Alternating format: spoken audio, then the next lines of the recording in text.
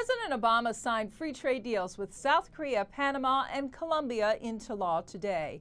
The move caps a 5-year push by Republicans to get them approved. U.S. Trade Representative Ron Kirk joins us now from the White House. Ambassador, now that these pacts are signed, they need to be implemented. How long do you think that's going to take? Is there any chance the agreements could be enforced by January 1? You know, that's probably a bit aspirational, a little bit of a stretch goal, but I can tell you that the bills passed last week. Monday, our team convened sort of an interdisciplinary team and pulled all of our group together to begin that process of putting together everything we need. That's a bit ambitious, but we're going to try to move the process as quickly as we can.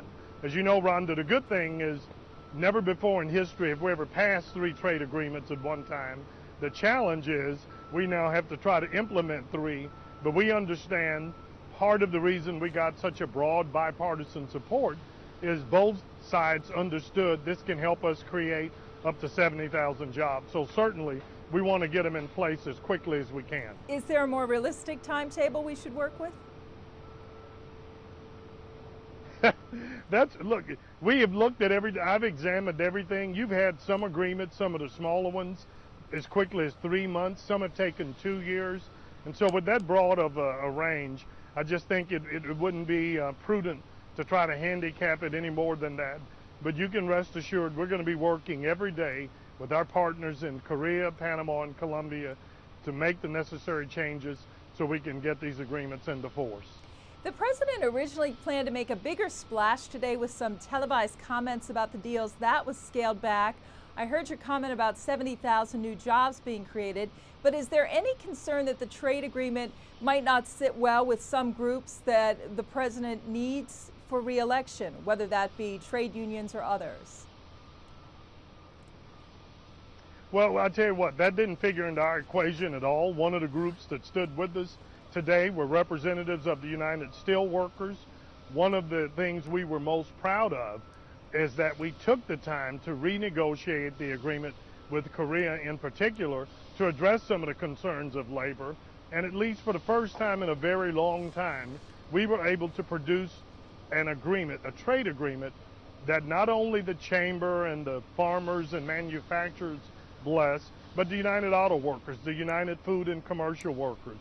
And this president has worked very hard to recalibrate our trade policy to give Americans the comfort that first our goal is to make sure we have access to these critical markets, but we're doing so in a way that it's going to support job creation right here at home. We think that jobs-related component will resonate with all Americans, whether they're Democratic or Republican. A lot of lawmakers have said approval of these trade pacts shows the U.S. is back in the game of negotiating trade deals. Besides the Trans-Pacific Partnership talks, which are already underway, will the U.S. be launching any new free trade negotiations before the 2012 election? Well, the Trans-Pacific Partnership, as you know, is going to be the most ambitious agreement that we've attempted since NAFTA. It involves 8 other partners in the very critical area of the Southeast Asian Pacific.